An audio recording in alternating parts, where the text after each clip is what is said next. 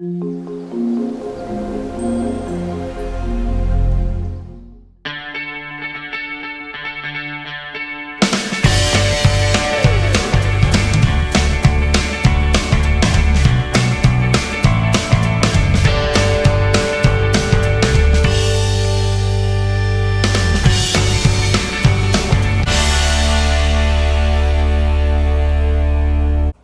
everybody, Joe here with gardenofluma.com, and today I wanted to take a look at one of my Atemoya trees and talk a little bit about growing Atemoyas here, especially for hot, dry climates. I am in the Phoenix, Arizona area, and Atemoyas, Anonas actually can grow quite well here in a hot, dry climate. One of the challenges with those types of trees is due to our lack of humidity, they're really tough to get pollination, correct pollination to fruit on those types of trees. So they can grow pretty well here if you give them the right microclimate, which I'll talk a little bit about. But getting them to fruit is one of the challenges here, and they do take hand pollination even outside of our areas a lot of the time. So there's a special way to pollinate those types of trees too. Let's take a look here at my Atemoya tree and talk a little bit more about what I do to care for it here in a hot, dry climate. Here you can see my African Pride Atemoya that I grew from seed back in 2016. It's now December of 2018. As you can see, it's quite green, doing pretty well here. I'm getting ready to put my frost structure up here. We're supposed to get into the mid to low 30s tonight, so I want to protect this guy, and it should start dropping its leaves soon. My container grown Atemoya is already shedding leaves, but they do tend to shed leaves in the colder times of the year here in Arizona. But overall, this guy looks really good, really healthy.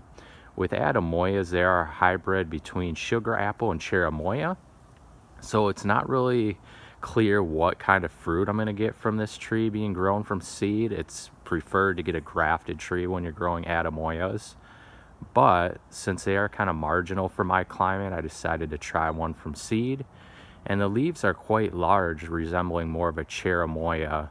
I do have a sugar apple that I grew from seed as well, and the sugar apple leaves are a lot more narrow, so I don't know if this is going to be more like a cherimoya here than a sugar apple, but the leaves are pretty large. But overall, looks really healthy here. It is surrounded by some trees here, but it does get a fair amount of sun. I did not like shade protect this in the summer or anything, but it does have some trees around it that provide like dappled shade throughout the day. But it did take a lot of our hot Arizona desert sun pretty well here in the summer. As you can see, there isn't a whole lot of like burnage or anything like that on the leaves. So this is a great tree to try to grow in hot climates like the desert. If you can give it a little shade protection, a little microclimate, and then be prepared to protect it when temps dip below freezing. I don't really do any special care to this tree at all.